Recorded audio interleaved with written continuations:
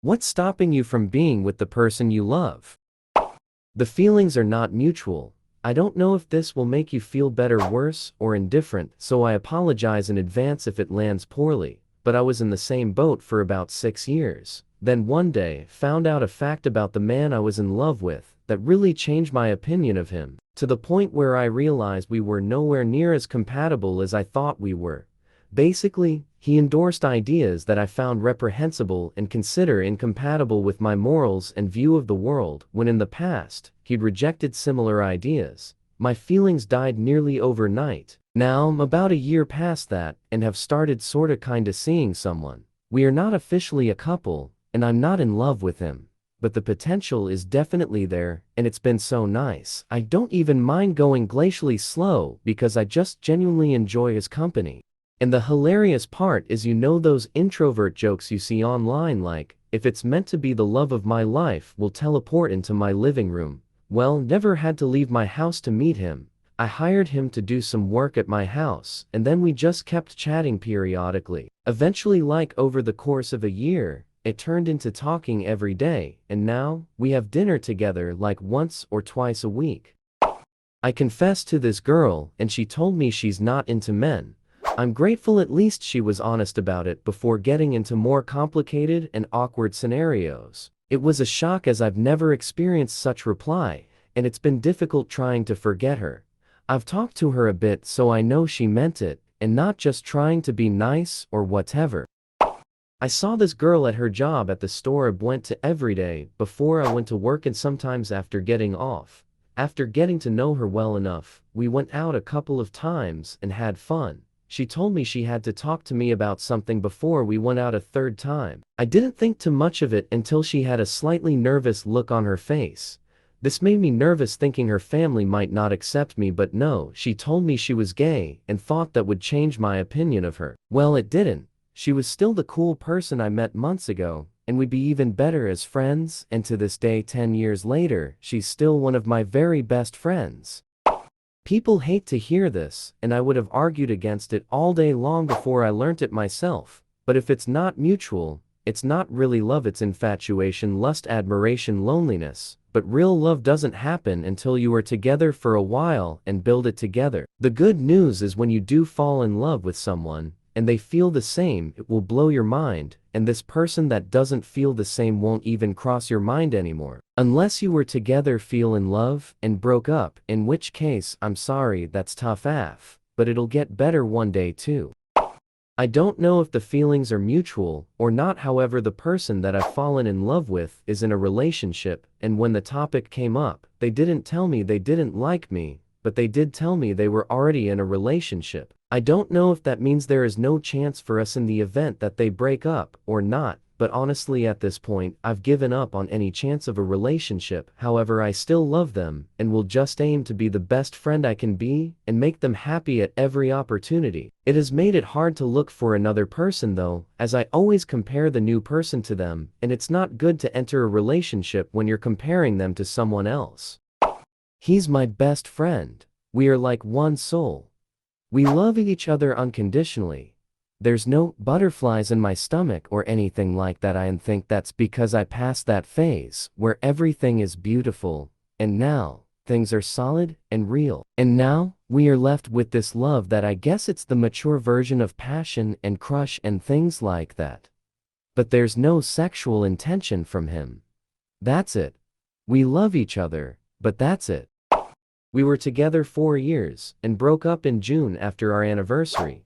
He rendered me homeless, yet I clawed my way out of that situation and got a car job and a house. Once I started getting on my feet, we started talking and getting each other little thoughtful gifts. He spent my birthday with me. We cooked Thanksgiving dinner together and spent Christmas together, yet I don't think he wants to be with me. Confusing as hell, and I completely hold myself accountable for my role in the breakup and getting involved with him again. Do you ever feel like your feelings towards the person could prevent you from creating meaningful relationships with potential partners? I feel like this sometimes. Fell in love at first sight in middle school, but they only ever wanted to be friends. Suffered for 3 years hoping that they would either change their mind or I would get over it because they were fun to hang out with. When I came back to school for sophomore year 15 years old for non-American, I had no classes with him, so decided to quiet him cold turkey. Thought I met my soulmate actually. We met in college and were friends for 3 years. Always thought he might have a crush on me, but he was in a really bad relationship and I would have never gotten involved. Then they broke up, we started hanging out more and things just felt right. When we did start dating, it was incredible. No relationship is perfect, but I'd never been so happy and in love. First time a man has looked me in the eyes and said, "I can't wait to marry you," and honestly, I still think about that sometimes. Anyways, he cheated on me with his ex, got back with her, and then they broke up after a week or so. A couple of his friends left him because he just changed into a really shy guy, and I'm actually still friends with some of them myself. Now, he's doing what he loves, and I'm happy for him. I just wish things had worked out almost 2 years later, and I'm still struggling not to think of him every day. I really hope I can get over him and find my own happiness again. This describes my first relationship with my then girlfriend very well. 4 years, I never had any other relationship so tense and incredible feeling. We wanted to marry each other, she betrayed me, and I totally lost every hope then. I feel like she ripped something out of my heart that embodied hope and perspective. I do my things nowadays as every other guy I guess, but I've never encountered these deep and intense thoughts and feelings ever in my life again. I think of her after more than 7 years so often, it felt that she was my other half. Similar situation, but not actually ever got in a relationship. Basically, we met in college and became friends BC, we were in the same class. After class ended, we still met up frequently and became pretty good friends. I like him, but he said he hadn't, and I didn't want to get involved because I didn't know the situation. Fast forward after the summer, we still hang out and I still like him, but I can't force myself to bring up the topic with him because I don't want to ruin the friendship. Just confused on what to do. ATP, guess I'm meant to be friends people more than get into actual relationships. He wasn't dating both of us at the same time, thank God, though it definitely crossed my mind. In fact, I wasn't 100% why he broke up with me in the first place. It was so out of the blue and right before my birthday. I remember actually on my birthday, I received a phone call from a mutual friend who said she saw them grabbing a bite to eat and she asked if she should confront him because she thought we were still together. They had been best friends too, but not after that. Then a month or so later, his friendship with one of his roommates completely cracked and his roommate reached out to tell me that he and the other roommates agreed we seemed meant for each other, and he was an at S's for ruining that. They discovered the ex had texted asking to talk, and they met up deciding to get back together before he broke up with me. Had the audacity to start a fight too, when he discovered how some of the roommates felt and that they still hung out with me in group settings. So sorry for your loss. Mine has been gone for 10 years. To be honest, the pain never goes away, and your life will never be the same ever again. Having said that, things change. If you allow yourself to mourn, the healing will start. The pain lessens a lot, but never goes completely away. You will develop your new normal, whatever that is for you. It takes time, lots of it, but knowing that your lost love would want you to live your best life, it will come around. Have patience with yourself as you begin this new chapter in your life. Don't try to forget, but remember with a smile the great things in your life with your love, and be grateful you had them, as many never get that. Sending you healing thoughts and hugs. More so just that you can't find joy in things like you used to, partly because so many memories of you doing those things are tied to your significant other doing them with you, or even them only being joyful cause you had someone to share in an activity. It makes it hard to enjoy the things you like to do or have done, because you remember that the greatest source of joy you had with them, a partner to do them with, is gone. And every time you want to do something, or just randomly think of doing it in the past, you remember that your person is gone. It hurts because you miss them and know that you won't get them back. You can't make new memories with them doing those things either, and doing it without them is just incomparable, so you might not want to do it anymore because of that. A loss of a loved one you were very close to is not something you ever fully recover from. You just have to keep going and learn to feel the pain of them being gone, but also smile and remember the times you had together. Alright, here goes. I'm old. What that means is that I've survived, and a lot of people I've known and loved did not. I've lost friends, best friends, acquaintances, co-workers, grandparents, mom, relatives, teachers, mentors, students, neighbors, and a host of other folks. I have no children, and I can't imagine the pain it must be to lose a child, but here's my 2 cents. I wish I could say you get used to people dying. I never did. I don't want to. It tears a hole through me whenever somebody I love dies, no matter the circumstances. But I don't want it to not matter. I don't want it to be something that just passes. My scars are a testament to the love and the relationship that I had for and with that person.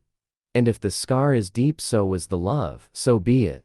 Scars are a testament to life. Scars are a testament that I can love deeply and live deeply and be cut or even gouged, and that I can heal and continue to live and continue to love. And the scar tissue is stronger than the original flesh ever was. Scars are a testament to life. Scars are only ugly to people who can't see. As for grief, you'll find it comes in waves. When the ship is first wrecked, you're drowning with wreckage all around you. Everything floating around you reminds you of the beauty and the magnificence of the ship that was and is no more, and all you can do is float. You find some piece of the wreckage and you hang on for a while. Maybe it's some physical thing. Maybe it's a happy memory or a photograph. Maybe it's a person who is also floating. For a while, all you can do is float, stay alive. In the beginning, the waves are 100 feet tall and crash over you without mercy. They come 10 seconds apart and don't even give you time to catch your breath. All you can do is hang on and float. After a while, maybe weeks, maybe months, you'll find the waves are still 100 feet tall, but they come further apart. When they come, they still crash all over you and wipe you out. But in between, you can breathe, you can function. You never know what's going to trigger the grief. It might be a song, a picture, a street intersection, the smell of a cup of coffee. It can be just about anything. And the wave comes crashing. But in between waves, there is life. Somewhere down the line, and it's different for everybody, you find that the waves are only 80 feet tall, or 50 feet tall. And while they still come, they come further apart. You can see them coming. An anniversary, a birthday or Christmas, or landing at O'Hare. You can see it coming for the most part and prepare yourself. And when it washes over you, you know that somehow you will again come out the other side.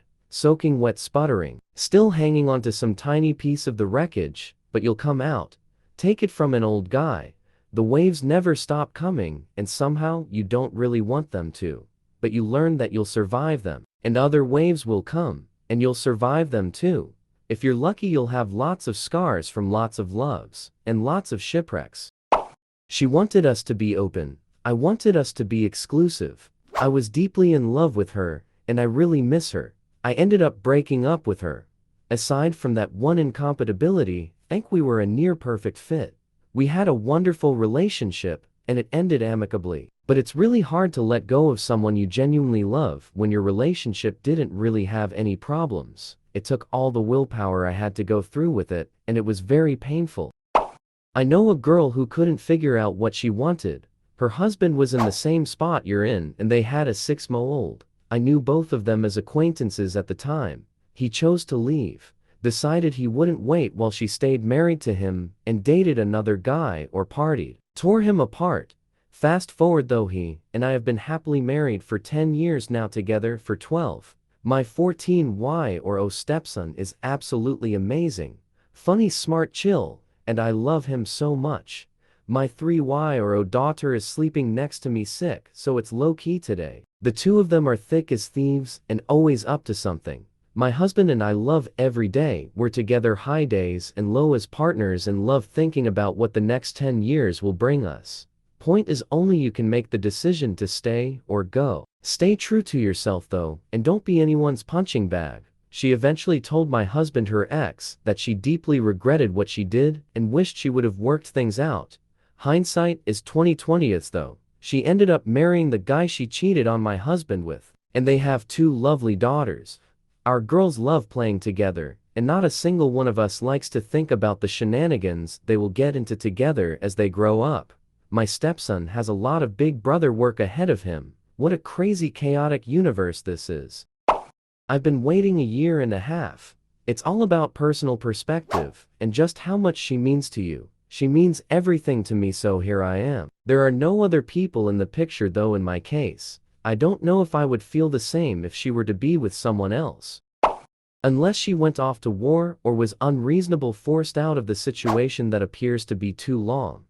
There are a lot of unknowns. I can tell you that most don't willfully elect to be alone, whether that be even just a physical relationship, and not anything serious. Most don't become monks to figure things out. Of course, there are exceptions, but generally speaking, I myself ended an almost 5-year live-in relationship, with no prospects, just needed to get out. Didn't even want a relationship with anyone else. Doesn't mean I stopped wanting S3X or feeling that physical connection. My wife and I went through that about 4 years ago. We decided, since we were so deeply in love with each other, that we would work on our traumas and codependency, etc., and make our marriage work, redefine our marriage our own way, and not default to societal standards. We came out even happier and more in love. We're still in therapy, and we've learned to value trust, intimacy, honesty, and open communication. Our own version of open monogamy on the spectrum, yes. Something that works for both of us with respect to her boundaries and traumas. I should have emphasized in my original reply that there's nothing wrong with anyone who chooses monogamy. It's a valid relationship style, and I only hope that a couple going into any relationship has communicated their wants and needs openly before committing to someone long-term.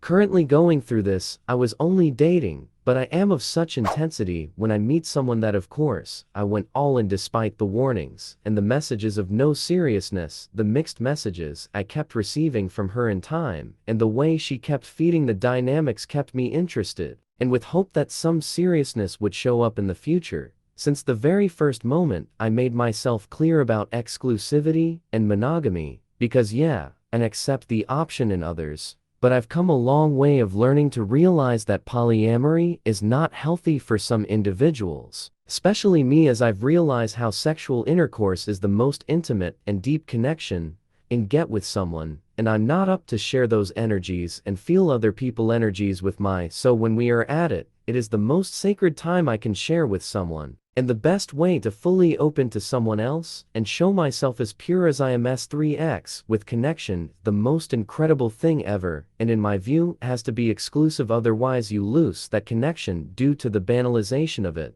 I expect the same in return. Past weekend, a previously planned trip for only her approach. She asked how I felt about it, and said that she had clearly told the dude she's gonna visit she's not going there to fafk, but she could not promise me that she's not going to fafk him, because she has been poly her whole life, and she met the dude before me, so she didn't want to promise anything, so she needed to know I would be okay, because I am special to her in a different way, and when she would come back all would be good between us, and we could keep up our dynamics, because her intention is not to seek for S3X in this country. Of course, I would not be okay imagining how she would be in another country facking another dude, because what polyamory? Because S3X is just sex? Because it doesn't really mean anything? Because there are no feelings of attachment? Because all you want is pleasure? Because you are used to dating others while in a relationship? Of course, I would not be able to feel and see her as before, knowing she doesn't care about us the way I do, especially after something like that. Not being able to commit at the bare minimum. Of course, I said I would opt out of this stupid game if that was how it was going to be. 6 months of dating and exclusivity, I'd make myself blind and deaf if she showed me some light of changing for the future. But she said she didn't want to change, she didn't even wanted a relationship at all. It was probably me, the stupid one, with hopes. She just wanted all the benefits of a relationship without the commitment. I'm not up for that anymore. No amount of chemistry, no amount of connection, no amount of passion and feeling can ever make up for the anxiety I would get knowing the other person I am with is somewhere else facking some random person because she doesn't care and it's just sex, no big deal, right? Welp, I'm not up for that anxiety in my life, especially if that other person chooses to increase the gap between us instead of working in a bridge to lower the distance that separate us, and especially if we are not going anywhere. Relationships are to feel good and okay, of course. There are problems and anxiety, that is normal. But you work to fix it, not to add more to it. I'm sad, and still processing it as I said I am intense, but somehow, I feel darn good with what I chose probably because I chose myself as she did with herself. Bro, literally going through this right now. Married for 4 years and together almost 8. Randomly a month ago, she said she wanted us to try an open relationship, and I told her that I didn't want to do it as I was happy where we were. Then on the 18th of December, find out she's been cheating on me for 2 months. Sad part is we have 2 kids and divorce is expensive and long. She broke up with him a few days ago, but something tells me that she will go back to him, although she confessed she likes me and he doesn't treat her well. On the other hand, I have never been treated the way she treats me, and I feel so loved and wanted when I'm with her. She's awesome. I also try my best to make her feel as good as I feel. I think I'm doing a good job. I told her how much I like her and she knows exactly how I feel. We still hang out constantly, but it won't end up well. It never does. She said to me that she wants to break up and needs to rest from it all after this relationship. That's not what I meant when I said it won't end well. Of course, she needs some time for herself. Don't come at me for this. He has a girlfriend of 12 years and a kid. We've known each other for about 2 years now, gotten emotionally close over time. About a year ago, we set new boundaries, no meetups alone, and we didn't see each other for a couple of months due to changed circumstances. We never did anything besides talking, lots of talking. I've never felt so whole with someone, wondering how something can feeling so right and wrong at the same time. Over the last 6 or so months, we saw each other again regularly due to work. The phone calls got longer each time, and more regular too. Eventually, it accumulated with him ending up in a fight big with his girlfriend, and we decided to keep our contact to a minimum for now, but he doesn't want to break off contact for good. He won't leave his girlfriend, and I never expected that he would. I just wish we would have met at a different time or circumstances. I've never met someone who fits so damn perfectly, and whom I'd give my everything. I miss him so much, and I have no idea how to get over this. There is a woman I have been in love with for over 7 years that we met due to our mutual interest in Argentine tango. We had an instant dance connection, very important in tango, and I learned as I got to know her that she was also a pianist, artist, studied ballet, and was fluent in 2 languages. Over the years, I've tried dating her off and on, and she would usually demur, but at Milongas, she always greeted me with a big smile and a kiss on the lips, which from what I understand is very unusual for a Latina to do with someone she isn't dated. The last time I saw her, she opened up to me for the first time about her marriage and why it ended. Her ex married her because, in her words, he wanted me to be the mother of his children, and there was none of the companionship and love that would otherwise happen in a marriage. It really scarred her, and she said she didn't want to date after the marriage ended, and that was before she and I had met. We still have our friendship. I know she trusts me with things she doesn't trust with others in the tango community. I just wish we could get together definitively, because she stirs my soul like virtually no other woman I've ever met. So what's stopping me? I want any relationship to be truly mutual, and she's not ready for that. Whether she will be or not remains to be seen.